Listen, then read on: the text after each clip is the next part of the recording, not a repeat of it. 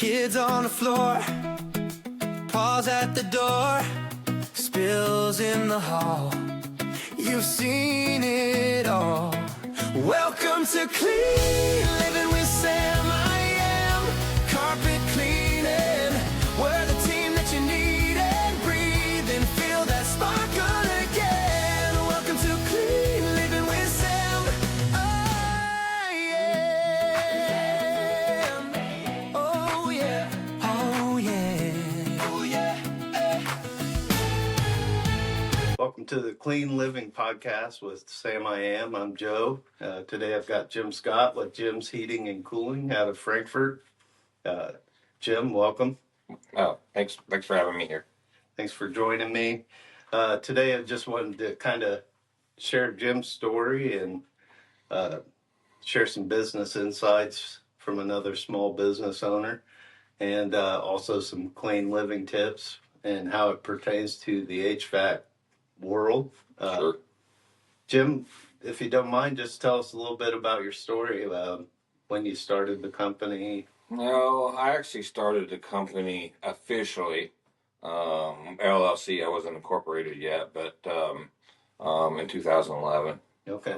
Probably somewhere around April of 2011. So, I mean, I was doing stuff a little bit before that.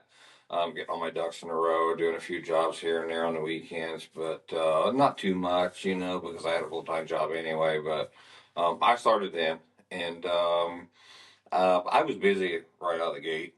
Yeah. And so I actually started, just I had one van. I had a pickup truck that I used for a scrap truck, for tear outs and stuff like that, and my brake, my sheet metal. All my sheet metal work was on one side of my garage, so my wife could still park on one side because she has to park inside. and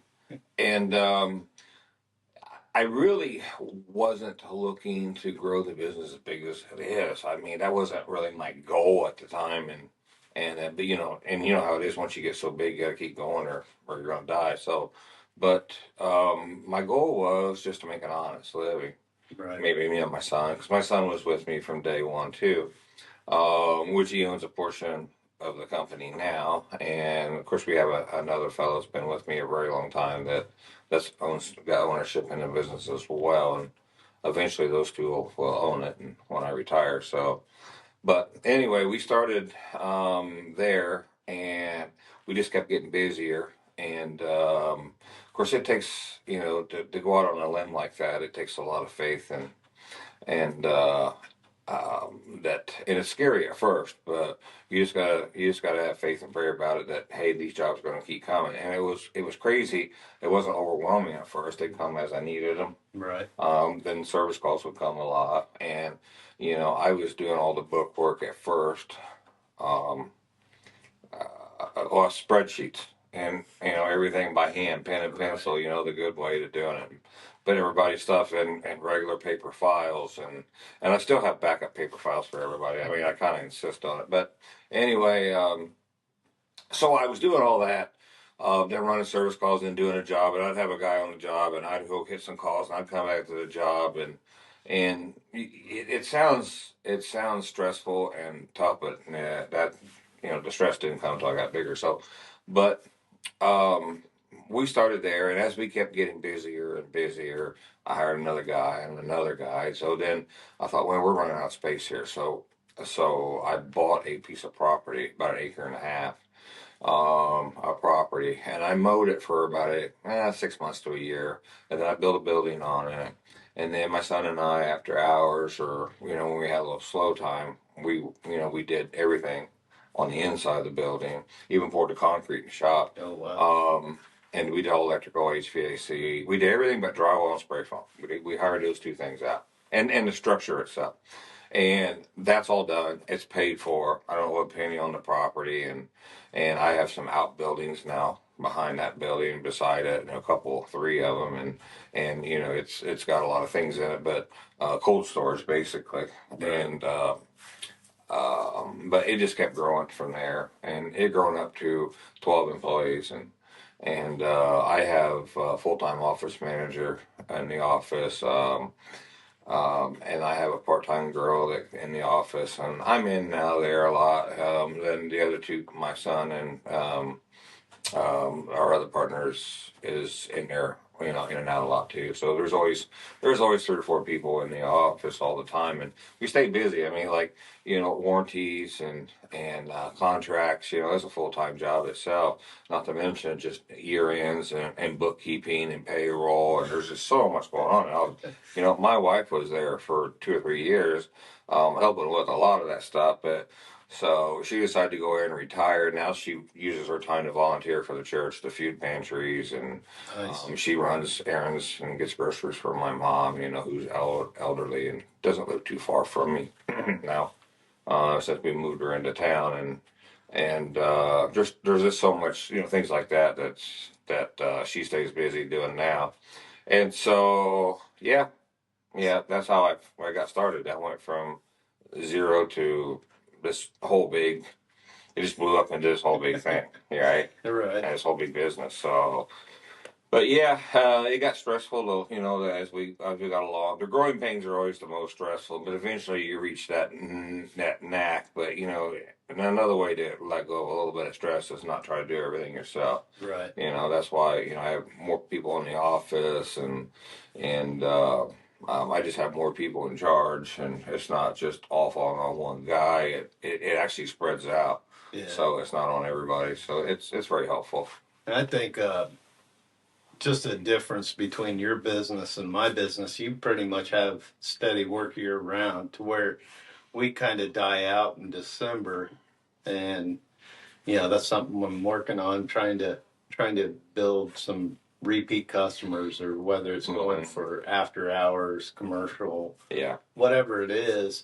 But that steady flow helps. And to see how big you guys have gotten. I mean, I remember some years ago you were growing already, and I was like, man, this place must have been around forever, and then find out you started just like, I don't know, it was less than a decade before, and I'm Yeah. like, holy cow, that grew so fast. yeah. And that's good. I mean, and a lot of that was probably reputation, right? It was. We had a lot of word of mouth. I mean, we advertise on Google like everybody else, and mailers and all the marketing. We've done all the marketing. Um, I think the phone book's a thing in the past, but we did that when it was popular. So, but yeah, that's word of mouth's probably grown us the most. That's helped us out the most. So, but yeah. We have came a long ways, and I'm grateful for that. I used to say it was a blessing and a curse at the same time, but yeah. And as far as staying busy year round, we've always stayed busy year round. We've hardly ever had any. If we had any slow time, be a week, maybe 2 weeks. Right. The other heating and air conditioning companies got guys, hanging out in the shop trying to find things to do, or they get laid off or sent home so many days a week. I've never had to do that. Yeah, I've never done that. Even through COVID, we stayed busy. Yeah. So we've always had something going on, and I've got some big commercial accounts too that keeps us busy. I mean, I've got guys there every day, 365 days a year for the last 10 years. I mean, it's always something going on. So sometimes that can be when you're busy, you're like, man, I just need to let that go. Right. I mean, let somebody else have that contract. But at the same time, when you're in the wintertime, when it's cold out, and those are all inside, that's all inside stuff, and that's like, I'm glad to have it. So I would never let it go. You're right. I wouldn't. And there's a few of them that we have that we wouldn't let go. But yes, that's how it goes. I look forward to the day, hopefully, God willing, that I'll be able to get some more staff. I mean, we've done it in the past, and I had some part-time office help, and it was a really good blessing. But then, things kind of was, how business is. Vans break down, and you're paying for all kinds of things that you didn't expect. So then and on top of that, you hit the winter slowdown, and I just couldn't maintain that. But during that time, it was really nice to have somebody answering phones for me. Thinking about things like posting on Facebook or something like that, that I didn't have to focus my energy on that. And, um, like I said, God willing, we'll get back there again and um, be able to, hopefully grow the business. It's one of those things. I don't want to grow too fast, but I do want to grow, and I want to maintain quality and maintain the reputation of the business. So, and that can be tricky. I mean, I'm sure you've seen places that have grown too quick and they can't maintain it. Mm-hmm. And then, everything just starts going downhill and they're either out of business or the business isn't what it was. So I don't want to be one of those cases. Right. Yeah, I don't blame you. But it's a tricky thing. I mean, you started the business yourself, and I'm taking over a business that was already established. So, like, we have 80% commercial work, working for apartment complexes, businesses, things like that, to where I'd really like to get to where we're doing 50-50 residential and commercial.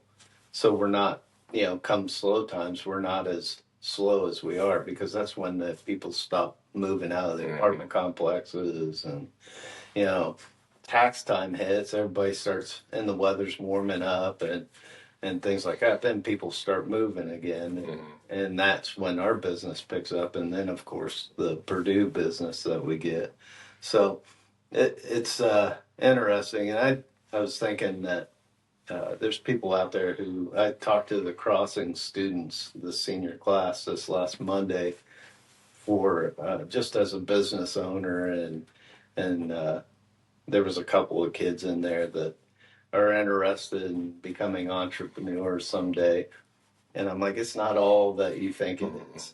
It does afford you some flexibility and schedule, but I would say there's a lot more headaches than there are just easy days, because you got to be able to do everything as a business owner. You got to be able to, you know, do the bookkeeping. You got to be able, until you grow big enough to have somebody do that, you got to be able to maintain it. And then on top of that, you got to deal with customers. You got to deal with the employees. You're constantly, something's going on to where you got to spend money. Everybody thinks that starting a business, you're just going to be raking in all this money, which, if you're lucky, you will be. Right. But you're also going to be spending a lot of money as well. There's days I get more bills in the mail than I do paychecks, and that's not fun. I look forward to the days that I get a lot more checks and less bills. And even when that happens, there's usually a vehicle that needs fixed. So, Right.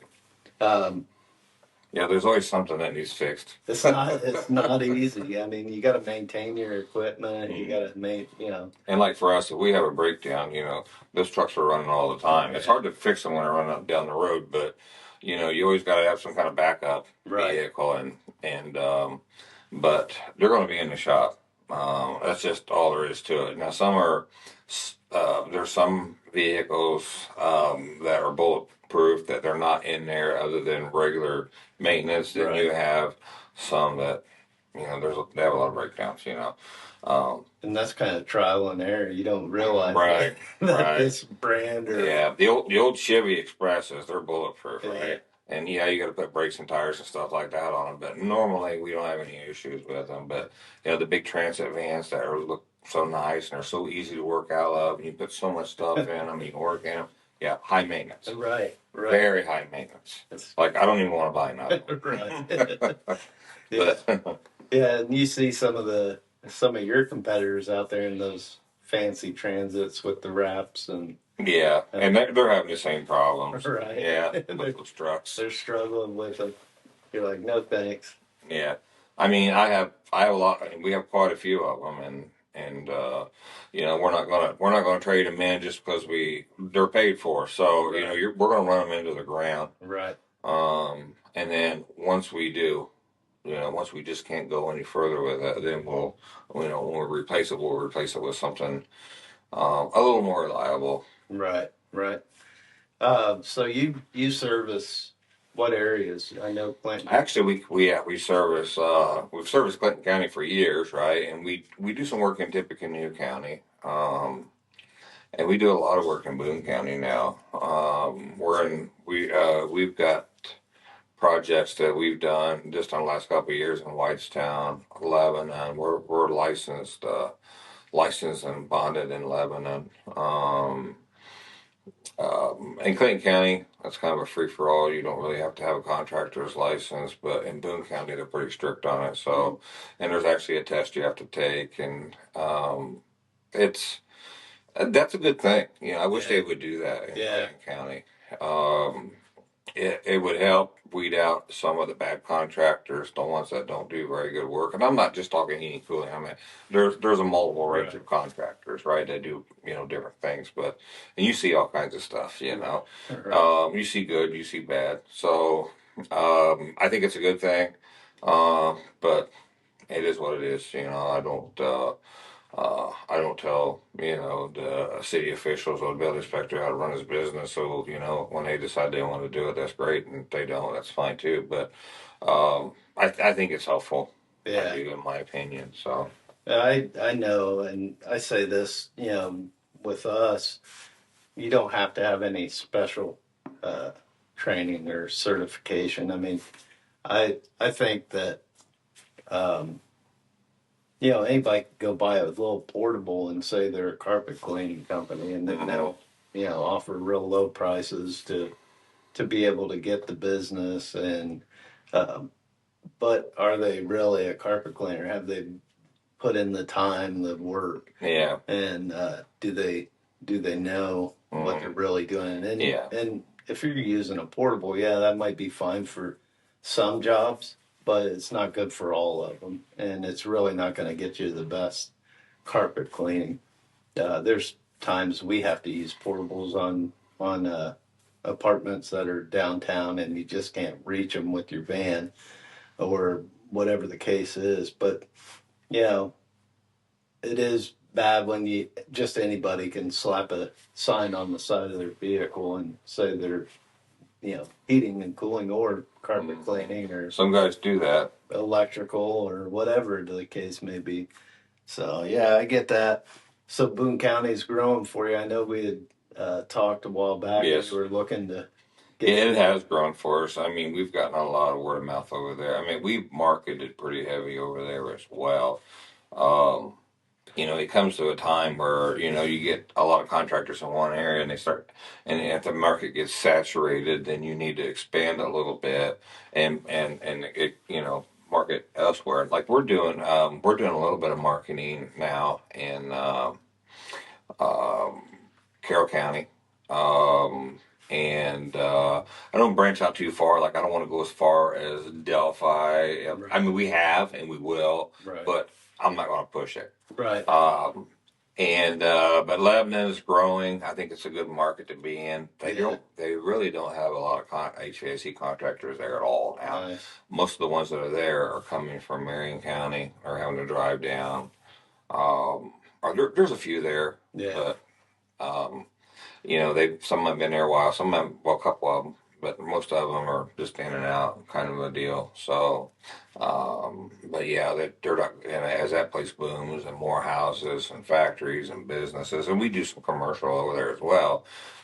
They're just going to need more people. I mean, I don't care what kind of contractor you are, they need you. So, right. Yeah. I mean, the population is growing pretty quickly, especially with that Eli Lilly, and now. Right. I believe Meta's going to have something out there at the, what is the name of that? The Leap area. That's the only thing I can think of it. Yeah, the Leap Project. That's what they call it. Yeah. I actually, it's funny. I just got a Jim's Heating and Cooling mailer yesterday when I got nice. home. I was going to send you a picture of that. But and all that marketing, those mailers, we're talking, to do that marketing, and people wonder, why does it cost so much to do HVAC? Why does this? Well, I mean, it costs thousands and thousands of dollars just to do that. And if you Google somebody That's not in there for free. Right. And where your position is on Google Right. is not free. And the more you spend, the better position you have, and that costs thousands of dollars a year. Insurance, you're going to spend, 100 grand a year on the insurance, Yeah, at right. least minimum. And your vehicle insurance. If I got this old truck and it's paid for, you think, oh, you can put liability on it. No, I got to have $1 million on that vehicle. There's facilities that we go in that they check that, and if you don't have $1 million on your vehicle sitting in their parking lot doing nothing, Yeah, right. they don't want you in their parking lot. Yeah. So people don't, and then you got employees, and you got health care, Right. and dental and vision. Well, if I don't offer it, then they'll go down the street work for somebody who does. Right. And a lot of HVAC guys offer that. Or you just got to offer all those competitive wages. You got to give them a raise every year. Well, all that's factored into a price of a service call, Right. Um, also, if you have a van breakdown or if you have another issue or maintenance issue on a piece of equipment, again, you got to have the money, there in the budget to take care of maintenance. Right. Not just regular maintenance, but any kind of a breakdown or anything. Now, we're fortunate, our trucks are new enough that the maintenance, even though the transits are high maintenance, that for as new as they are, but they're not. It's not terrible. We're not putting Right. engines and transmissions or anything like that in, but still, everything costs money. Right. Yeah, and the aging fleet is difficult. I mean, I deal with that often. Well, your engines run all the time. Yeah. And then we can go to the job site, shut them off, and go in and work for 8 hours or 3 hours or 2 hours, whatever the job, Right. whatever it might be. But if you're running a high RPM to run your equipment, I can just see, that van's gonna last half as long as it Right. will for me. Well, and we had gone through several engines, and I was talking to the mechanic. I'm like, we're doing everything that I know to do. Getting the oil changed every 3,000 miles, as opposed to they're saying you can do 5,000 or whatever. But I'm like, what do you guys think's the problem? Do I need a heavier oil? What just trying to find a answer to this problem. And he's like, I think you're running it so fast and it's so hot, especially during the summer. It's, That because oil's it's set. breaking down. And When you're going down the road, it helps that radiator keep a cooler yeah. temperature. When you're sitting parked and that thing's running, It's the temperature gauge will come up a few degrees. Yeah. Mhm. So he was like, you're just going to have oil changes once a month, no matter what the mileage is, because you're just burning it up. I'm like, huh. I'll try it. It's worth extra $70, every time I do it, Right. if it saves me an engine, and downtime and all the problems that come with that. So yeah, but I run into the issue with us because we kind of do price by room type deal, and depending on size, it could be a little bit more, or if it's heavily soiled, it could be a little bit more. But and I've talked about this on probably almost every episode. Sam really had a system in place for carpet cleaning, and we run 2 guys per truck, and it allows us to, one guy's doing one thing, the other guy's doing something else, and they're just constantly moving throughout this process. And it doesn't take us as long because we're efficient. We know what we're doing. We use good chemicals, all these things that go into doing a job. And then the customer, I tell them the price, and they're like, well, you weren't here for, 45 minutes, an hour, or whatever. But it goes back to, I'm paying for them to drive to your house. I'm paying for them for the insurance. I'm paying them, all these things go into the cost of a job. So, yeah, it's just one of those things that, and all of our materials have gone up, which I'm sure you run into that as well. And we're not living in, 2020 or 2018. Everything's gone up. My insurance every quarter has been up, $1,000 from when I first started. I know it'll just keep going. That imagine 15 years of it. Yeah, they're up there now, but yeah. I'm like, and no matter what happens, prices go up. They don't tend to come back down unless they're really forced to. And In certain businesses, it's likely to do a lot more damage than other businesses Right. with what whatever they're doing. And your insurance is a little bit higher depending on what kind of contractor you are. You know, Right. if you have the potential to really do some damage, or you have a piece of equipment that can really do some damage if something happens, Right. you gotta have some insurance. I think the minimum insurance, what is it, like 1 million? I think that's right, isn't it? Maybe between 500,000 and $1 million. I think Yeah. is your typical business insurance for HVAC. You know, we carry $3 million, Yeah. and we carry $3 million because of some of the clients that we work for, and I mean commercial, and some of the facilities that we're in. So, and we're over, what they require. Yeah. That's just with liability and or workman's comp. You know, that goes up all the time. That's expensive, and that's not based. Workman's comp's not based on incidents, No. or it's not based on how many people you have. It's based on payroll. Right. So they take the average payroll of the entire company and look at that, and they say, "Man, we're going to have to really charge you. Yeah. Your payroll's up there. Holy moly!" And I'm thinking, what's it got to do with, Right. if one of these guys get hurt on the job, Right, it's and we not have like to send him to the everybody's- hospital. Not everybody's going to be getting Right. that same time. But whatever, that's how it works. That's another thing you got to factor in when you're trying to price a job. Is um, workman's comp. In case I get hurt on the job, the insurance company. So when you're in business, I found out that everybody's got their hand out. Yes. Right. Every time you turn around, somebody's got. So if you're in business, no matter what kind of business you're in, no matter what you're doing, somebody's got their hand out. Yeah. Not just people that work for you, but I mean people all around you. The whole country's got their hand out. I get emails every day. You need this. You need this. And call me up. Hey, we can help you get more leads. I know I don't need more leads. I'm busy. Right? So, and we're handling the marketing on our own with local people. The marketing that I'm doing, the mailer you got, was a local businesses that did that for us. Nice. That was beneficial. I like to use local people. I use local people for almost everything we do, Right. if I can. I always have, and I do business with people who do business with me. First of all, if you're a contractor and I've done work for you, most likely I'm going to hire you to do work for me. Right. That's just the way I've always been. I mean, some of the newer generation is like, this is whoever's cheaper or whoever. No, I don't care if they cost more. They help me, I'm going to help them. Right. That's just the way it works. Yeah, and that's another thing we talk about. It's like the relationship aspect of business. I mean, that's pretty important. And, right. And I mean, when you're a small business, you need everybody trying to work with you, right, instead of against you. Yeah. So, well, business is all about relationship. Yeah. Right. It is. Yeah. And trust. You can't hire an employee and send them over and represent you if you don't trust them. So you have to have good people. I have good people. If I hire somebody and I begin to struggle with them, or their work quality is not great, I usually run them off pretty quick. But yeah. you don't know until you try. We give them a 90-day trial time before we offer them the insurance or any closing expenses or anything, Right. just to see how that's going to work out. And sometimes it takes a year to figure it out. It just depends on the person and the personality.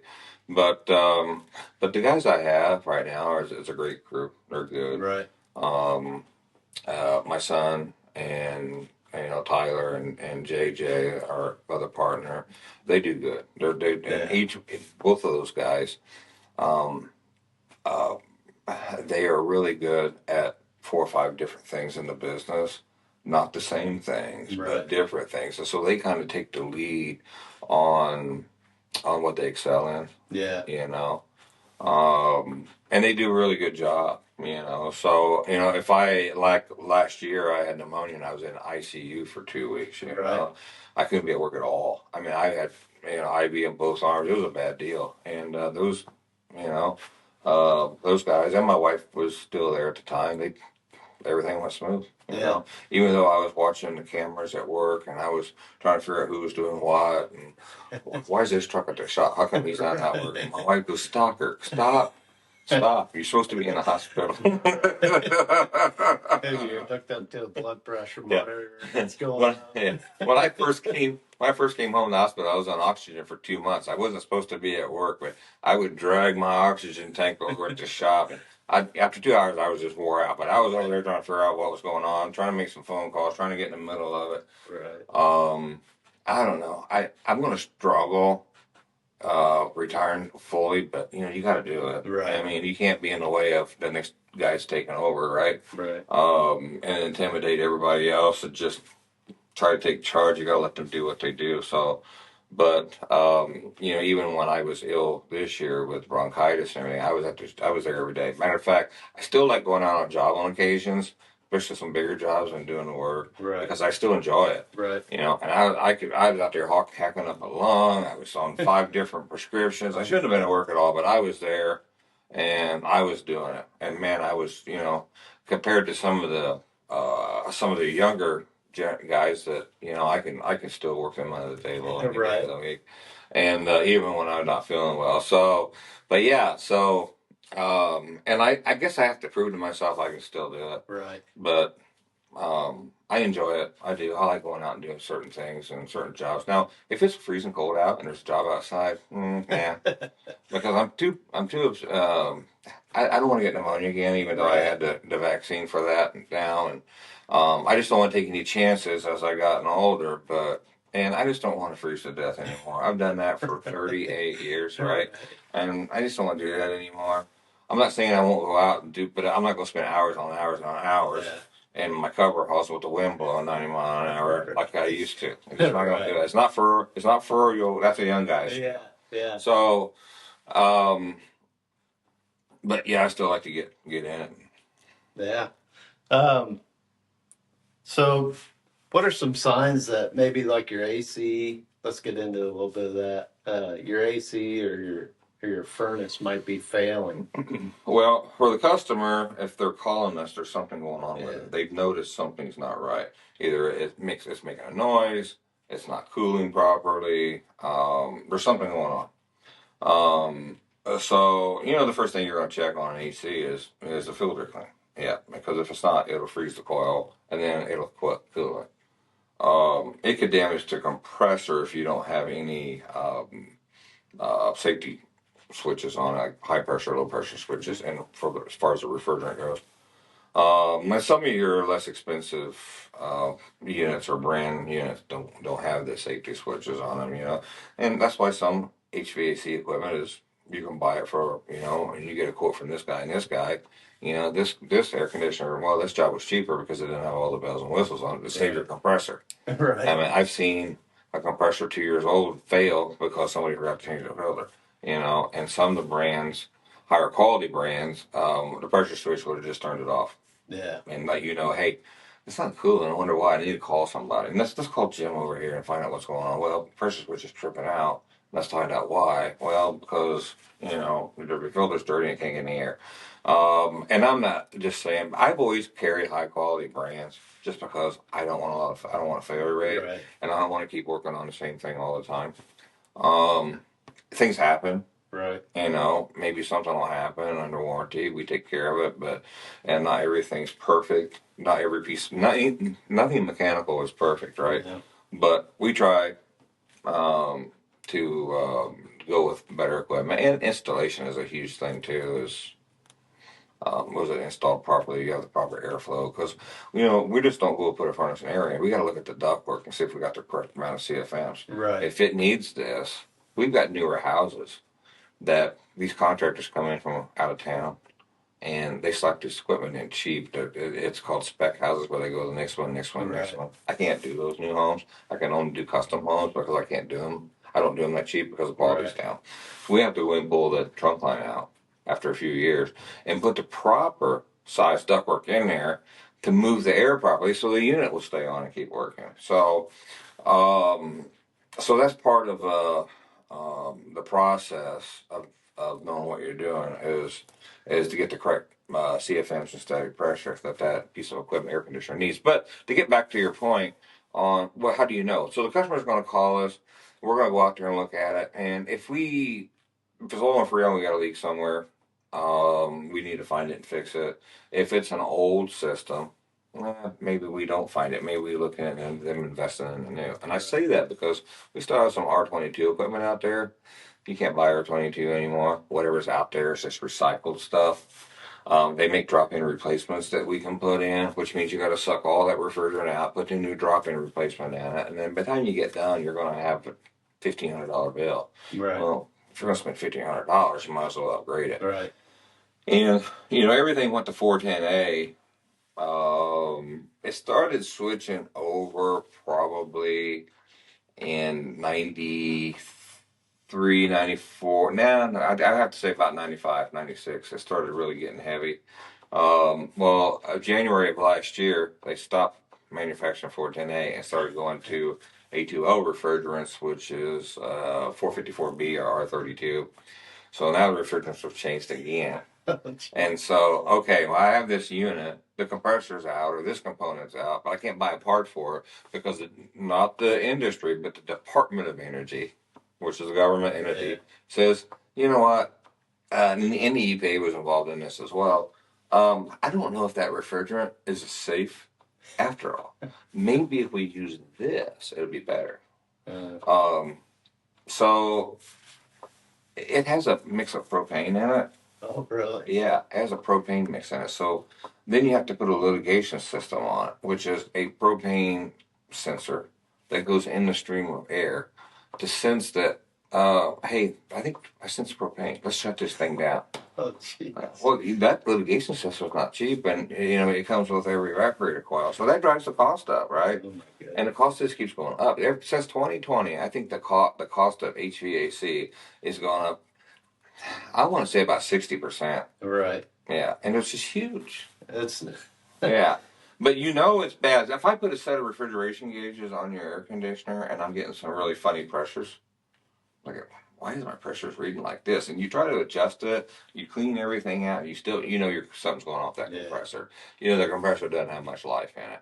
Or if I go there and the capacitor swelled up and I can just swap out the capacitor, capacitors go bad, we're good. But if it does it every year, or if I put a new capacitor on, that compressor still won't start, and I have to put what they call add-on hard start capacitor on there, which gives the boost of energy for a few minutes.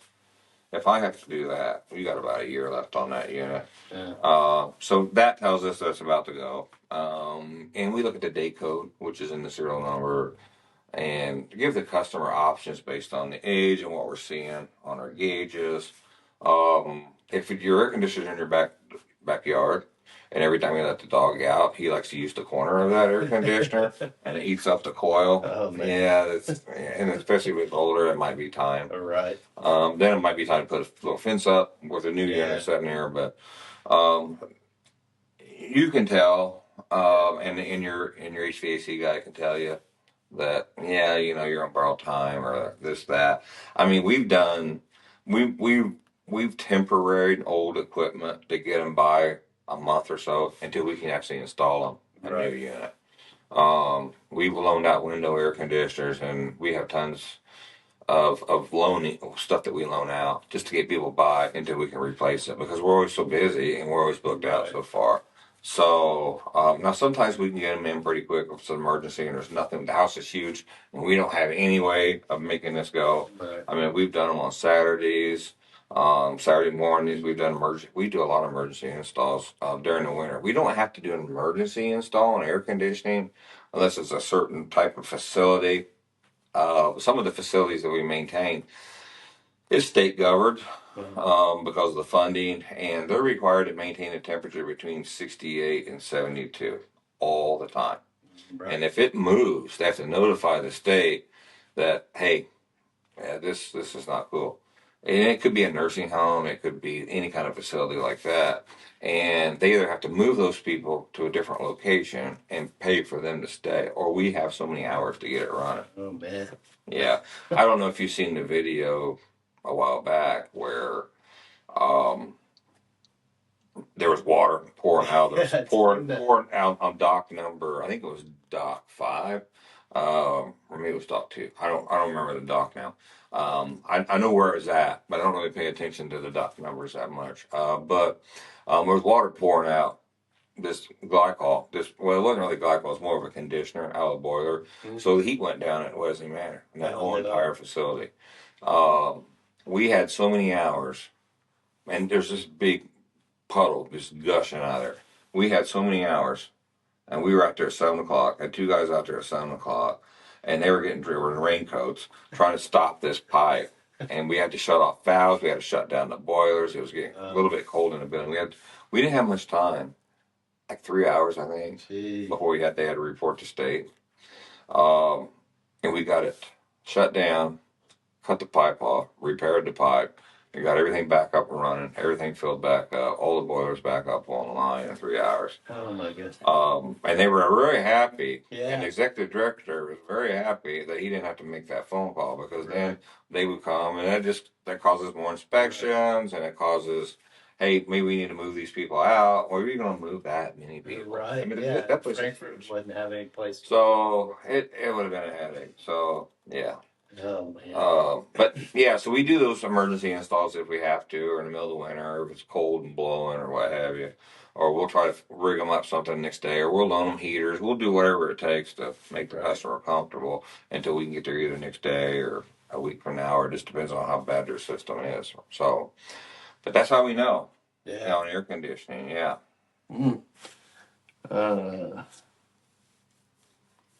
What's the biggest myth people believe about HVAC efficiency? Well, I used to think it was a myth until our newer products come out. Yeah. I think they think that I'm going to save tons and tons of money if I go really, really efficient. They'll save money.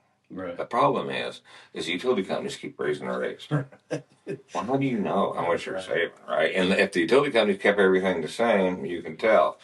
I still have people tell me that, man, even though my rate went up, I'm not using as much energy, so I'm still saving money. Right. But not as much as I would have if those doggone utility companies hadn't raised my rate. Right.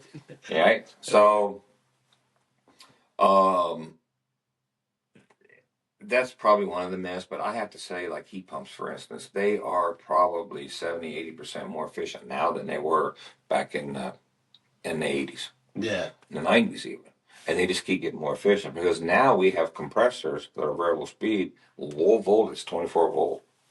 And they're variable speed because they can ramp up and down to maintain a certain temperature. And those are also cold climate heat pumps. Yeah. I mean, they've been tested up in Canada, where what kills you on a heat pump is as soon as it gets down to 20 and the electric backups have to kick on to help it. Right. That resistant heat, there is no efficiency in resistant heat. It is what it is. Yeah. So the meter starts turning really fast when that kicks on, but you can't get enough temperature out of the air or out of that unit to maintain at 20 degrees. These newer ones, we can go down to minus 20 degrees now. Really? And not turn on those electric backups. Yeah. It depends on the house. If you got an old farmhouse and the wind's blowing through it and you see the curtains moving, yeah, it's probably going to kick on. Right. But if you got a newer home, spray foam really tight and everything, those electric heat strips probably will not kick on until, and I say he's supposed to heat down to minus 20. It will. The electric heat strips may kick on temporarily here and there just to try to catch up, the temperature, but they're not going to run that much at all. Right. I would say down to, even almost zero, electric heat strips won't run. Once you get past zero, it'll kick off and on. But the outdoor unit will continue to keep running as well. Where some of the older systems, the compressor would shut down, or you'd have to wire them to shut down because it would do absolutely nothing but spin the meter. So they're so much more efficient. So much more efficient. So as far as the myth goes, some people think, you know what, I'd have to own this thing for this many years for me to pay for the extra cost of this thing. True and false, both. Again, it depends on the environment that it's installed in. Sometimes you can pay for stuff pretty quick. I've seen payback in 2 years. Now, if you got a drafty old house, It might take a lot longer. It might take 5 years. Um, and some places or some facilities, I may never pay back to too high efficient, but yeah, Yeah. that's some of the myths. I used to rent a house out in the country, old farmhouse, and they had a heat pump, and that thing would. My electric bills come wintertime, it was crazy. I hated it, but yeah, it was probably pretty drafty and Right. the older system and things like that. But yeah, I'd recommend on something that old, a home that old, if you're not going to, gut it and spray foam and put all new thermal pane windows in, which most people don't. I mean, they might as well build a new house at that point. right, But if you're not going to do that, go for the hybrid system where the heat pump will maintain till, I don't know, 20 degrees, and then it switches over to gas heat. So you can Right. still be warm and still be efficient. right, And because gas is the cost of gas, and you get more bang for your buck right, per BTU on gas than you do electric, and you just feel more comfortable. So, right. Yeah, I've enjoyed my furnace yeah, with gas. yeah. I was thinking of something. Maybe I'll come back to it. And you kind of touched on the repair versus replace. Oh, you ever see filtration staining in carpet? Do you know what that is? I, mm, not really. So I guess I never even thought about yeah, it. if you go to a place and you see maybe at a doorway or around the edges of a room, you see like a black line. That's called filtration stains, which is what it is somehow air's moving through that wall up underneath the carpet and bringing dust underneath the carpet, Mhm. and it's impossible to clean because you'd have to basically take carpet out, clean the backside of it to get all that staining out of it. So it's crazy when you think about it. You talked about drafty and things like that. Your air is moving all throughout your house, and if it's not sealed up, it's going to be coming from underneath or wherever through the wall or whatever it is. It's a real problem because we can run into customers who will say, can you get this stain out along the wall? I don't even know where it came from. And then we explain to them that it's coming from underneath. And Mhm. either your subfloor's not completely sealed or something is forcing air up through that area. So it's kind of a weird thing. I didn't realize what it was until years into this, and I went and searched how to get those out because we have some apartment complexes. You see it often where the air's moving underneath the wall or whatever it is. Yeah, I know what you're talking about. We've had air blow down the wall from an attic and give the thermostat a false sense.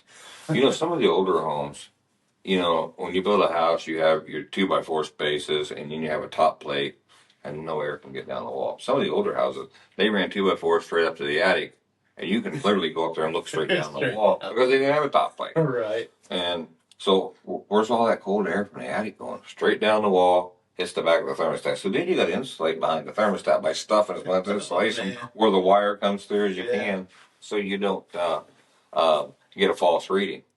That's crazy. So I guess hand in hand would be insulation and because that's probably where you're getting air coming down walls Probably. and that kind of thing, right? yeah, that's crazy. Yeah, because I guess we mainly think of inside the room, the air traveling, Right.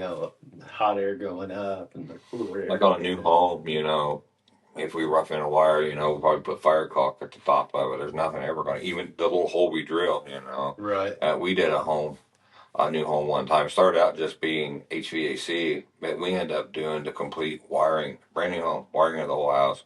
Well, we set the meter base, we put in the panel, we ran all the wires, set all the light fixtures, all the smoke detectors, we did everything. Wow. It was kind of, the situation was right in the middle of this home build. I was a younger couple, and they had 2 young children. And the husband or the dad had was in an accident, 4-wheeler accident, and passed away, leaving the wife and the 2 young kids behind. And so we actually did the entire electrical construction. Now we didn't charge them; we charged them for the material, but we're trying to get them in the house. Man, we were trying to help them, or help the wife and the young family. And they had some other volunteers help do some other stuff too to kind of finish this thing up, because that's a tragic situation. Right. You know, your spouse passes away right in the middle of building a new home. Right. So, but yeah, we've done that, and we fire caulked everything, and sealed up everything, and there's no way that you're gonna get air or anything coming down that wall. And then when they spray foamed it and then they blew the attic in really tight, that's, you know, on how, if it's done right during construction, you probably wouldn't even get carpet stain, Right. you know, because they seal the foundations up now too. Yeah. And for you, like, you know, they put down visqueen, they put down moisture barriers. They don't even put vents in the foundation anymore, because those were technically for radon gas. Not that back in the day they said, "Oh, I'm going to dry out my house." You know? But now technically they were for radon gas, and they had to be placed, you know, so many feet from the corners and all that. And I didn't realize that until I did some reading on that. And now they just seal it solid. Yeah. And so and then they condition the space with air vents and the ductwork. So now you get no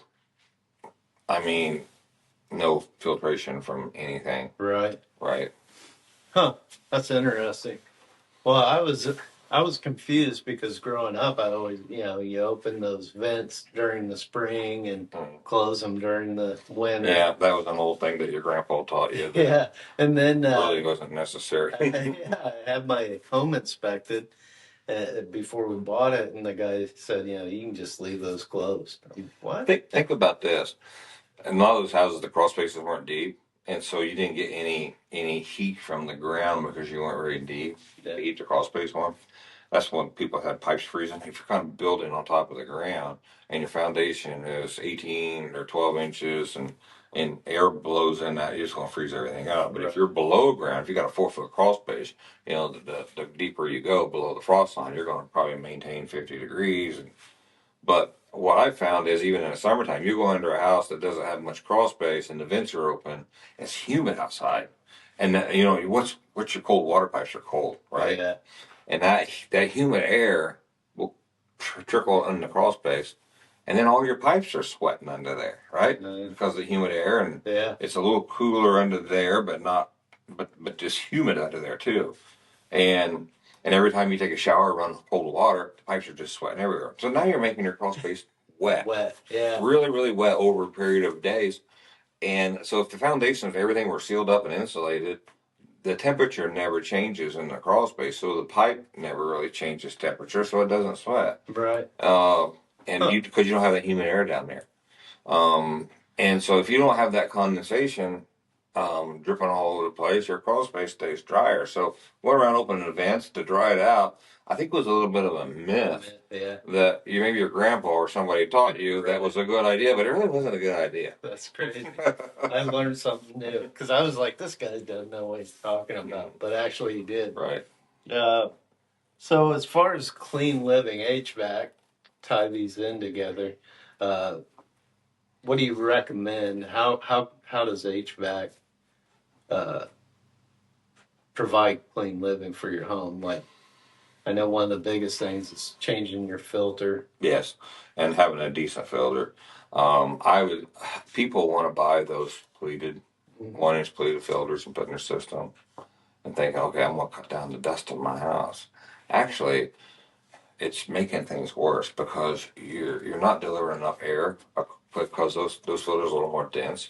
You're not getting enough airflow across that filter, and you are making the equipment work harder. You're making the motor, maybe when a filter starts getting a little bit dirty, you run at higher amps. You are not moving as much air, so that for instance, the furnace is on burning gas probably a half hour longer than it needs to heat the house, because I can't get air across the filter. And it's kicking the limits off and on, off and on. Hey, I'm getting too hot, I'm going to shut off. Oh, I'm cool, I'm going to turn back on. That's expensive. Right.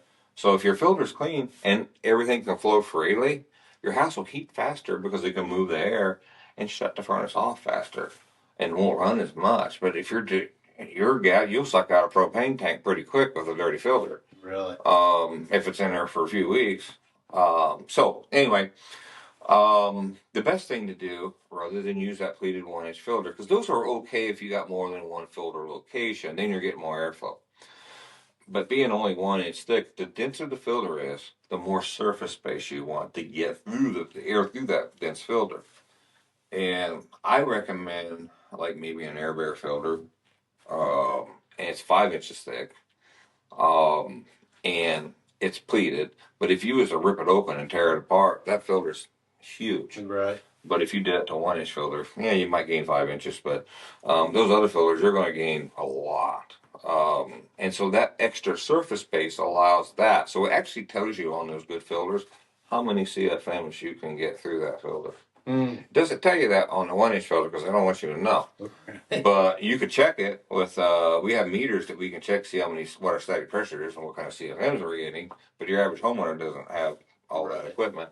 So I know that if my furnace is this many BTUs or my air conditioner is this many tons or BTUs, that I want to use a filter that'll allow 2,000 CFMs of airflow through it. Okay. Now, if I've got a smaller furnace that's 60 or 80,000 BTU and a 2.5 ton air conditioner, I only need, about 1,400 CFMs, so I can use the smaller 5-inch filter because it'll actually fit the application better because the furnaces aren't as wide.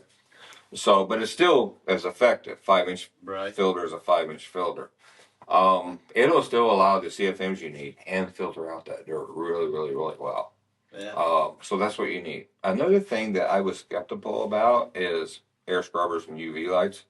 I'm not going to sell those. I'm not a snake oil salesman. Right. You put that blue light in there. What's that going to do? Right. And they got really popular during COVID and all. But what made a believer out of me is I had a customer who had their house completely painted before they moved in, and this lady could not stay in the house for whatever. She just couldn't stay there. It was terrible. And they've done everything. They've had the dust cleaned. They've had the carpets cleaned to get that odor out. They had the walls all repainted again. And then what happened is the painter uses what they call a scented paint. Again, you talk about smells, people freak out when they smell something. So, but this smell was strong enough, this scented paint smell, even though it's supposed to smell good, it was just so strong it gave you a headache. It's like being next to an old lady that, put the whole bottle of perfume on. Before she went up to church, and if you sat next to her, it's like you start getting a headache. You don't want to say anything because you don't want to. You don't want to hurt anybody's feelings, but you'll start sliding over a little bit. Or any time for me, any fume or any cologne a man might wear, certain ones, if it's really strong, it just gives me a headache. Well, the same thing was happening to this lady with this scented paint, and she could not stay there. And after all that stuff they did, she still couldn't stay in the house without being sick. So, she was staying at a hotel. So we went in there, and we said, well, we could try this. We'll put a better filter in there for one, because I needed it. I said, let's try air scrubber, which is basically a UV light. Let's see, because it's supposed to kill mold, spores, chemicals, and odors, right? And, the things are about $1,000. At the time, it wasn't quite that much. But since 2020, back then it was probably more like $600. But so we put that in there, and 2 days later, she don't smell nothing. It worked. This thing is wonderful. So not only did she appreciate it, but she even baked cookies and brought them to the shop. Nice. So, but it worked. I thought, holy moly, those things really must work. And it helps with sinuses, and so since then we started selling more of them.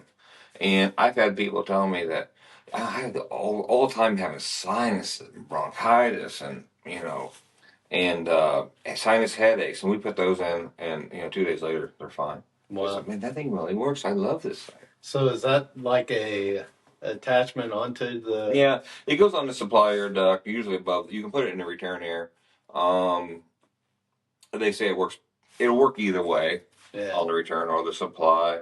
Sometimes we like to put it on the supply if we can to catch any bacteria right off the coil because water sits on the coil because it condensates but at the same time even if you put it on the return side before it re-enters the furnace it's going to it's going to hit it.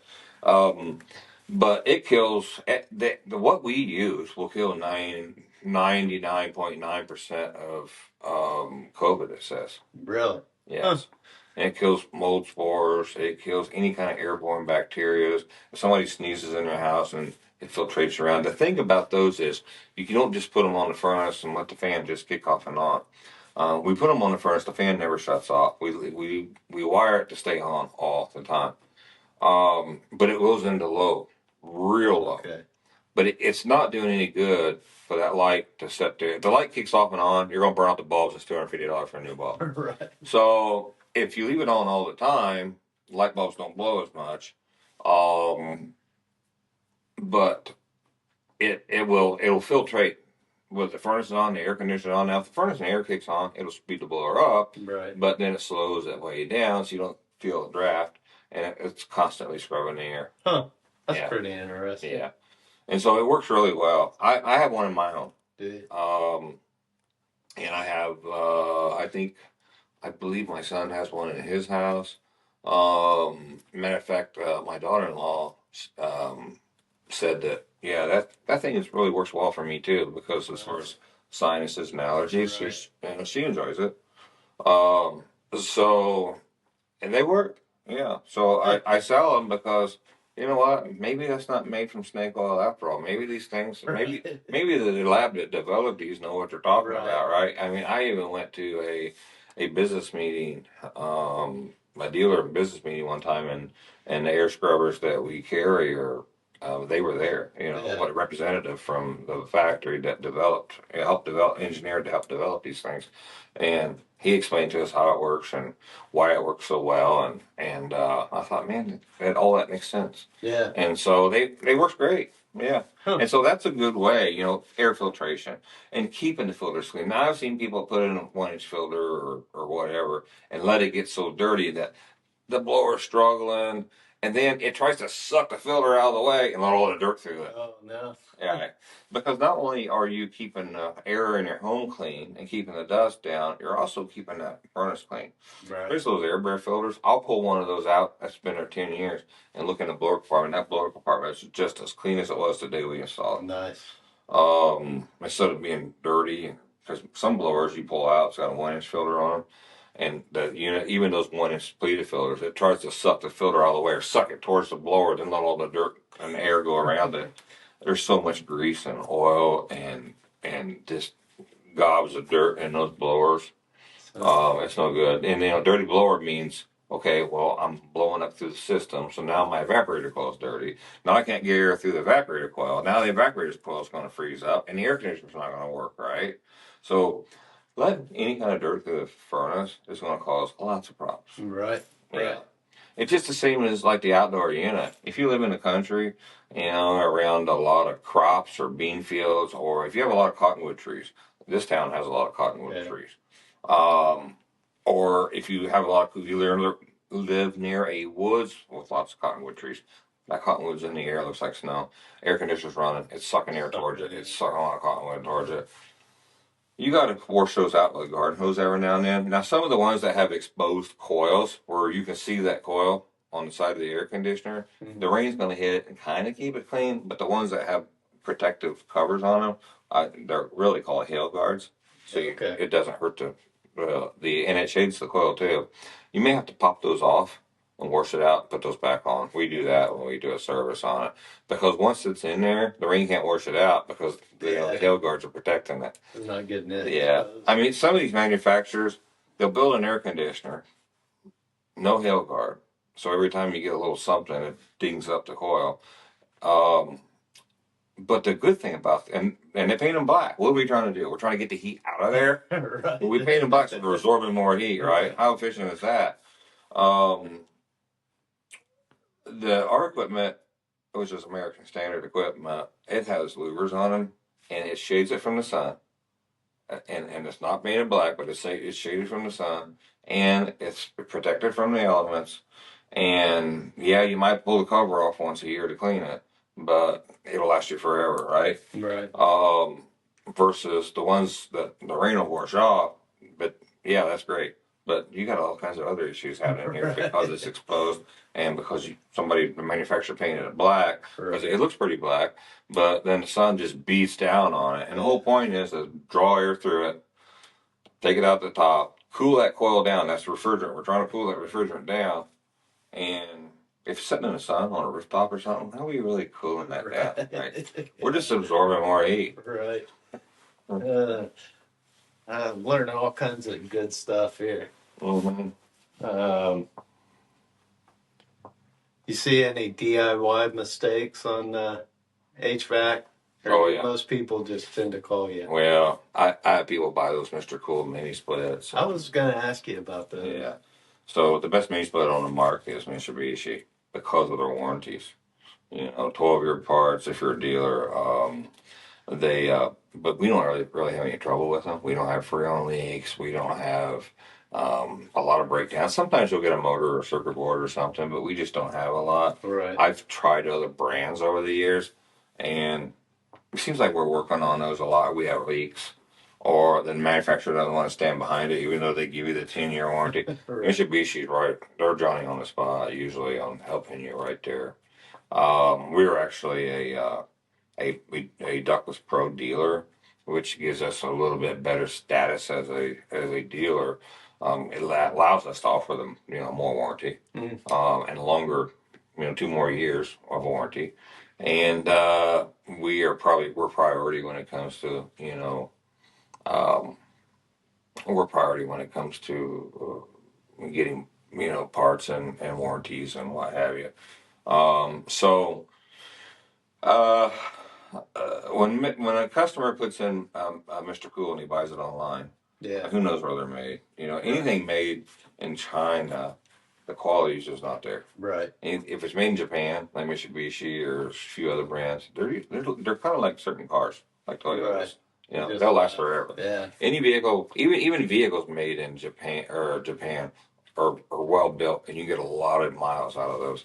Versus if it's one of those car brands that's made in China. Yeah. Right, same with air conditioning. Yeah. So they buy those things and they bring them in and they hook them up, and a year later they're all leaking like a sieve. Well, because they don't tell you that you're supposed to vacuum them down. You're supposed to use nylon on the seals. You're supposed to, when you tighten the nuts up, you're supposed to put a torque wrench on them to get the exact torque.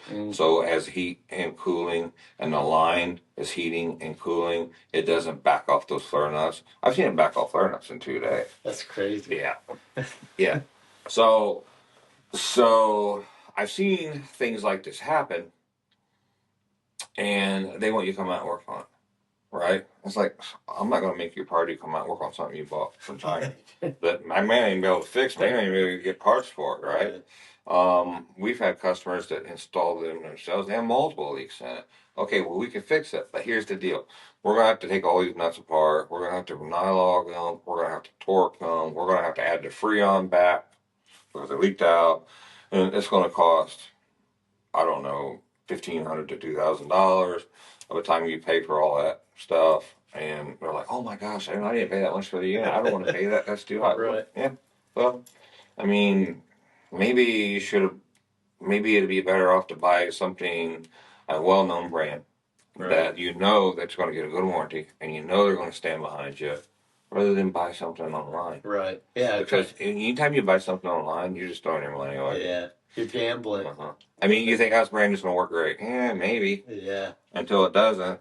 It's all that advertising, because I've seen them online, and my workshop, it's pretty well insulated, and you guys put the heater in there, but come summertime, I can't be in there. It's too hot. I'm like, I'd like to throw one of those up, but I've never done it.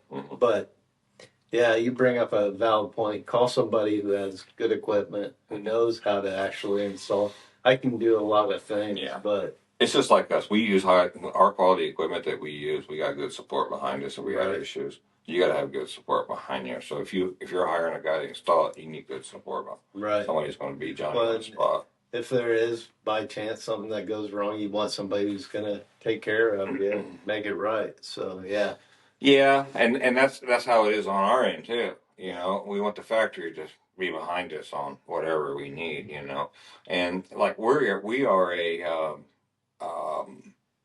as far as American Standard goes, uh, we are a but when it comes to dealer, you know, they have silver, they have gold, they have platinum. We're a platinum dealer. Nice. And we're called a customer care dealer. That's also way up there. So your status has to be good with them. Your bill, you know, your what your invoicing has to be up to date all the time. You have to take certain classes. You're required to so many classes a year, and train so much training a year to get to that point. Nice. Now, there's things you got to buy into as well as like we use Wells Fargo for our financing, and people think, well, you know, is 0%, even if it's 0% or same as cash for 12 months, or if it's 9.9 for 10 years, there's a dealer cost to all that. Banks do not. People don't realize banks do not. If you go out and buy a car and it's 0%, you're not paying 0%. So whatever it was going to cost you is built into the price up front. Right. So usually the banks and loaning institutions, they don't loan money for free. No. They charge you something somewhere, is built into the cost somewhere. So in order to get those interest rates, so in the ones that aren't, at the higher the interest rate is, the less dealer fee is what they call it that they charge you. So you have to buy all those points down every year. Right. So now you've got to negotiate instead of 11% or instead of a 23% interest to get it down to the 9.9 or the 0% for 12 months. You got to negotiate that every year to get that down. Well, if you negotiate, then you got to buy those points. So I have to spend money at the beginning of every year, thousands of dollars, Right.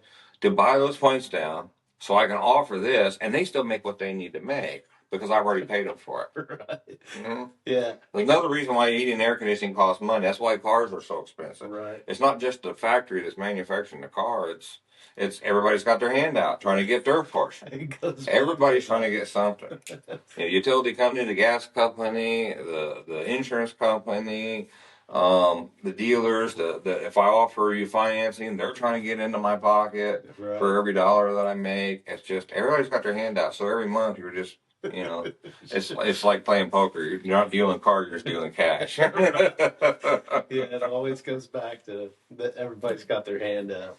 Yeah. Everybody wants part of what you have. Right. Right. Like, Jim, you're doing really well. How about you give me some money? Right. It's just like when when I had a lot of real estate, that if you're not living there or if you're not using it, even if you are using it yourself, if it's commercial, your property taxes are higher because they want part of what you're making. Right. But if you live there, we'll give you a break. But your utility bill, if it's commercial, your rate on the electric is higher than what it is if it's not commercial or if you're living in that house in your residence. Yeah. Same with everything. They put you on a different bracket because they want a part of what you're getting. Hey, this guy's making some money. I want some of that too. He seems to be doing well. I think I'll take some of that. Yeah. And it's not like I'm going out and buying a new yacht or anything with it. I'm just trying to make repairs with the extra money I make. Right. Trying to figure out how to continue and grow and yeah.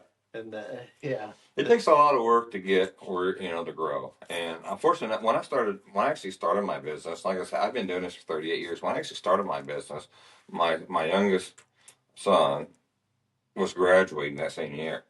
So it's not like, I had little kids that I had to worry about, all these ball games I had to go to. I mean, I actually lived, breathed, and slept HVAC. So we were on the job during the day. We would custom build stuff and sheet metal at night, or I would do all my bookwork at night. And so it was like, 18 hours of HVAC all the time. So putting all that extra work into it and you're constantly going at it, that's the only way you can make it. Yeah. To start with. And then until you can grow and get more people. Now, I didn't realize that's what I was doing when I was doing it. I was just trying to get it done and make everybody happy. Right. Right. I didn't realize that I was creating a monster Right. by being successful. Right. but that wasn't, like I say again, that wasn't the original goal. But yeah. Yeah, and I find myself I've talked to somebody recently about this. I can't remember who it was, but if you look at successful people, successful businesses, those people are working 12 or more hours a day on that business. And that's one of the things I struggle with. You I know, understand why too. You got little kids. yeah, I got young You got a kids. wife. Somebody's got to take care of them and their sports and pick them up.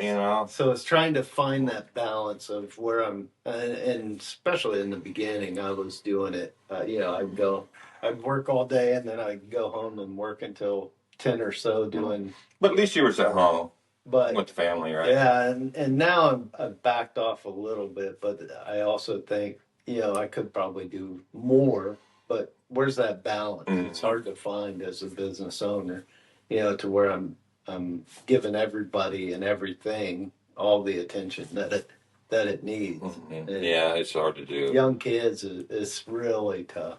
It's hard to do. It's hard to give. It's hard to do. Yeah. It is. You try to make everybody happy, and even to this day, I have customers all evening long. If I'm sitting, and I'm relaxing in my living room with my wife, I get text messages all weekend, all evening, with questions and, hey, can you look at this in the morning? What do you think about this? People send me videos. So what's going on with their equipment? I mean, we have a guy on 24-hour call all the time. If I need to, I'll send them out, or I'll send them the numbers to call the guy on call and set it up, give him your address and set it up with him on time. I don't know if he's on another call. I don't know what time, how long it's going to take him to get there, but he'll come. Right. But I still get these messages, and maybe they don't need anybody to come. They just want to, hey, maybe I should come look at it in the next few days or something. But constantly, if I'm on vacation, I'm talking to customers. Right. And I don't mind. I consider all my customers my friend. Right. Because I have a good relationship with almost all of them, and they're all good people. Right. It's just, I don't mind it, but that's what it takes. And a lot of people think, oh, I'm going to shut that phone off. I don't want nothing to do with this. I got to separate this.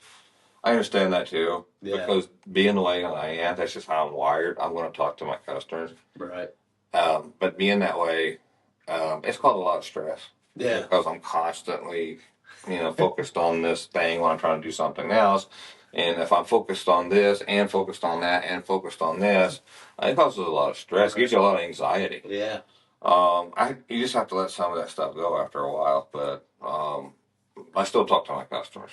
When I say let it go, don't just, forget it. You got to put people in place to handle that. And you handle this and you handle that. So not everybody's overwhelmed. You can kind of spread that out a little bit. So you doing it all yourself, or me doing it all myself. And you're probably going through a little bit of that yourself, where you're trying to do too much of it yourself. But what else are you going to do? And at first, that's all you can do. Yeah. Unless you have, somebody or an office girl or somebody doing it for you. Right. Or helping you with that. Hey, you take this away from me. You concentrate on this. Why I concentrate on this? Yeah, because I run into having so many balls in the air. I'm trying to juggle.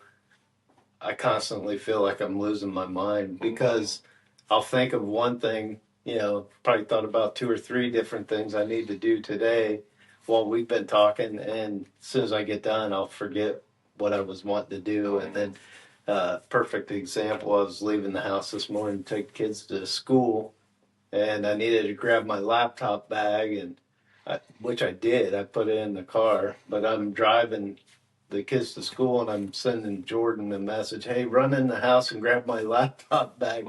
And then a few miles down the road, I'm like, no, I put it in the car. I'm like, I just constantly feel like there's something going on that I'm forgetting, or I'm just losing my mind. I can't remember where I put something and what I need to do next. And Yeah, so I used to remember everything. Even when I started my business, I didn't have to even write anything down. I was like an elephant. I could remember everything, and it would drive me crazy until those tasks were marked off in my head. Right?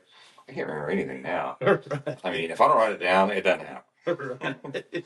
I don't know. There's some shift that's going on here, but it's probably a good shift because I'm not as stressed as I used to Right. be. Because remembering everything, my son can do that. Yeah. He can rattle off part numbers like no other. You know, they can say, "Yeah, we need to order a new part," and I said, "Well, what?" He said, "That's," and he'll rattle off the entire part number. You know, everything. He doesn't seem to be too stressed, but he was at first a little Yeah. bit. But I think he's let a lot of stuff go, and we've taken a lot of the stress away too. But him having that mindset, like I used to have, is not always a good thing. Right. Because you're constantly have all this stuff going to your head and thinking about stuff, and it's just that much more that's going through your head, and you're trying to be Johnny on the spot, and you're trying to be having all your ducks in a row and making sure everything goes perfectly and make sure Right. everybody's happy and what have you. And it's kind of hard to. You can't make everybody happy. If you want to try to make as many people happy as you can, you got to hire. Yeah, you got to have enough people in places. Okay, you go make him happy. You go make him happy. And you go make this guy, and you take care of all these people, and you make sure their stuff's running, and we can't leave these guys without heat overnight. We got to get there tonight. If they don't have any heat at all, we got to. I mean, if it's going to take till 8 o'clock tonight, we got to get it. We got to make it go. Right. Yeah, and just got to make it go. Got to make it work. Yeah. And so I don't. I know you get some nighttime extraction calls and carpet cleaning calls and that kind of stuff too, right? Yeah, I get a lot of that. My wife, I have the business numbers on a cell phone, a separate cell phone. Mm-hmm. And when Sam started the business, he just had everybody calling his phone, and that was the business phone. And I was just like, I don't want I don't want to put my phone number on the side of the van, right? Because I don't want to be getting calls all the time. And the one thing I did start doing was the business phone goes off at 5 o'clock. Before I'd leave the ringer on, and I'm like, I've got an on-call phone for the emergency stuff, and whoever's on call has that. And then I have the business phone, which it goes off at 5. So I still got a lot of people that have my number. I do too. And they're reaching out. Hey, or, somebody wants to schedule a apartment clean. They forgot until late in the evening. They're texting me. Yeah. Fortunately, with Apple, they've allowed you to leave messages. You can read them, but then mark them as unread. So that's helped me a lot because I would always read it and then I'd forget to go back to it because I'd have 5 more messages coming in. Yeah. So now I just leave everything unread until I actually do whatever it is I need it to do. So that is some of the benefits that have changed. Yeah. Going back to DYI, we had this, there's a 8-unit apartment complex, and the owner, maintenance guy, whatever, he was probably more of an owner, and he wasn't a very good landlord type person, but yeah, he called us and said, "Hey, this furnace not working." Well, we figured out that this furnace is junk. The heat exchangers all ate up in it. He said, "We can't turn this on. You're going to kill somebody." All right, well, we need to replace it. We sent him a quote to replace it, which was pretty reasonable, really, but that's too much money. So then we never heard back from him, and then he hired a friend who doesn't really do HVAC to install it. It was horrible. Well, it wasn't working. He couldn't wire it because he didn't know how to do electricity. He couldn't hook the gas line into it because he didn't want to mess with gas. Right. And he couldn't hook up the refrigeration line. Wanted us to come out and do it. And we quoted him, I think it was like $1,200 to go out there because the ductwork is all jacked up. He sealed the seams, so it was a mess, which was against code. Right. And we don't do anything against code. I mean, we even have our National Mechanical Code book that we refer to at times, at the shop. Right. If we need to. And so in order for us to touch it, we need to fix it right. Right. Or we don't want to put our hands on it because then if something happens, it'll be on us, right? Right. So what we did is we gave him a quote for $1,200 to fix what he did, and he sealed up, to run the gas line in it, to level the thing back up, to put the flue pipe on properly, and to wire the thing up, and we put refrigerant in it, plus the cost of refrigerant. You know, that's expensive. Right. And he says, that's terrible. That's terrible.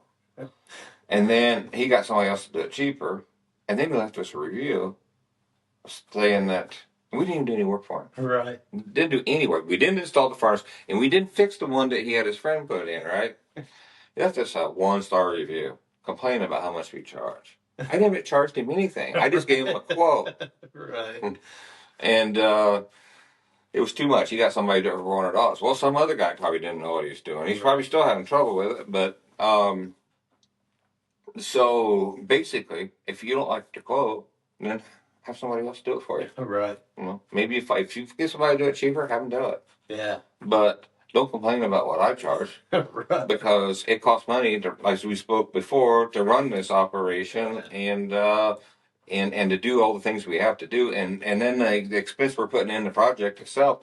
You know, Freon being, putting their refrigerant back in there because the guy dumped it out because he's gonna have a recovery machine in the atmosphere, which is illegal too. We would have recovered it, but to do this properly. And put that refrigerant back in, he's probably going to have $600-700 just on refrigerant. Oh my goodness. Yeah, and so how's he expect it? I don't know, but anyway, we replied to his review and said if you didn't like how much it cost, you should have just let it go and just used the other guy instead of complaining and giving us a review about how much we charged. That was the dumbest thing I ever heard. Were you able to get that review? No, you can't. You can't have reviews taken down. I did. I have one successfully. I've only had one bad review on Google, and it was somebody complaining about my guy driving and made up stuff about it too. And I'm like, this person's not even a customer. I've never done anything. I know that happens. That happens. So I had that happen too. A lady in Oklahoma left us a review. We've never done any work for her. We don't even live in Oklahoma. Right. We tried to get that removed, but that didn't work out. Really? Yeah. That's crazy. Yeah, it's all depends on. They'll flag it, and I've had them flag it before. I don't know. They might have taken the one down, but we'll just have to see. But you can report it, but. I think there's a lot of those that if you report it, there's so many people reporting stuff they don't even see happen. Yeah, that is one bad thing about. So everybody's talking about review. It's a great thing. No, it's not a great thing because you don't really know until you read them. You don't really know what you're getting. Yeah. So, we don't have a ton, but all of them have been good, fortunately, except for that one. All of ours has been good too, except for the bogus ones. Right, those are the bad ones. Yeah, but. All right. Well, Jim, I appreciate you coming on. We could probably talk for another hour now. Yeah, we could, and I'm willing to do that. I've got a lot to say still. I got to get out there and do some work. But thinking about what you were saying about the guy that didn't want to pay the $1,200.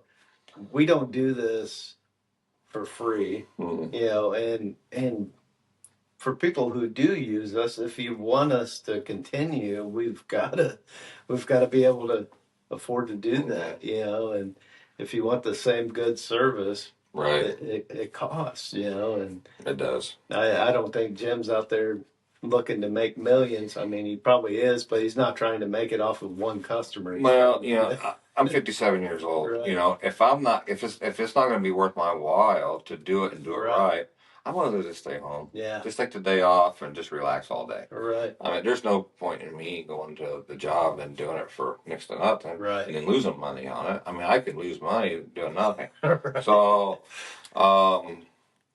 it's just, we're in it to make a living. Right. And provide our guys that are all the people that work for both of us. We got to provide them with a living too, and their families. So I always looked at it like I'm not just feeding myself. Right. I'm feeding all these people and all their kids and all their wives. So I got to keep things rolling for them. Yeah. Yeah. I mean, when you got employees, you got a lot of weight on your shoulders. It is a lot of weight. It's like taking care of family, really. Yeah. Yeah. So, and you got to make sure they have all their needs met, and so yeah. Well, and it also, I mean, you touched on helping that family out, with running electrical and things that you normally, by being successful and by staying in business, it allows you those opportunities to help out in the community. I've done that more than once with Yeah. with heating equipment, and we've done some stuff that like the Bible tells us, not let the right hand know what the left hand's doing, Yeah. or left hand with the right hand. Maybe I don't know, but I don't remember. I short term memory, but that's true. But the main thing is I always tell it when I do something like that for somebody, I say, don't tell anybody I did this. Right. And it's not just because I don't want to boast about it. It's because I don't want everybody in town, Yeah. even undeserving people who could have got their system replaced or fixed, but they decided to buy meth instead. Yeah. I don't want all those people calling me wanting me to do something for them for nothing. Right. I want to be the judge of who I feel like that, they're really deserving, they really need my help, and they did the best they can. Yeah. I don't want everybody to call me and say, hey, I need that too. I want that too. I want that too. I use my judgment. Those people that really need my help, they'll be brought to my attention one way or another. Right. And I'll know. Yeah. You can only do so many of those a year. Right. Because I got other landlords calling me wanting me to do stuff for free too. So anyway, no. Like the one guy, Yeah. But that happens. So, but I just don't talk about it for those two reasons. Yeah. One, you're not supposed to know, and one, I don't want everybody knowing that I'm doing it. Right. And so those people are pretty good about keeping those secrets that where they got it and how it happened, how they got it repaired, or how they got it replaced. So Right. Yeah. I mean this. I look for opportunities to not to be out there on Facebook promoting, hey, I'm doing that, because it is part of our gift of being in this line of work or having our own business is to make our community around us better, whichever way we could do that. So, but yeah, I just thought that was, that's part of running a business. We try to spread some good. And I think you and I both, in as far as the community goes, I was a Chamber of Commerce board member for 9 years, and you're a Chamber of Commerce board member now, current. Yeah. And thanks to you. Yeah. So we get a lot of, we can help the community, help other businesses grow, and we get a lot of recognition from that a roundabout way too. Right. It helps us. Anytime you help somebody else, it helps you. Yeah. Even if no one knows you're doing it, it just works out. Right. It just helps you. And so, I think that we're both are blessed with how we handle things and some of the things that we do to help others. So we can. Definitely, I agree. Well, I appreciate it. I will put a link to Jim's Heating and Cooling on the info. Also, a discount code for Sam I Am, not for Jim. He doesn't want that. But a discount code for anybody who mentions the podcast when they call and schedule. And just appreciate everybody's time. If you've listened to this, help spread the word, like, share, leave us a review. And till next time, I think we're going to start doing it every other Monday now instead of every week. It's just too much to line up guests and find interesting things to talk about. But or you can just call me on those off weeks. Yeah. I got lots to talk about. Yeah, me and Jim could just keep talking. Yeah. I could just talk forever. Yeah, it's an easy conversation. I appreciate that. And thanks for your time, Jim. And thank you. May have you on again. Okay. Thank you. All right.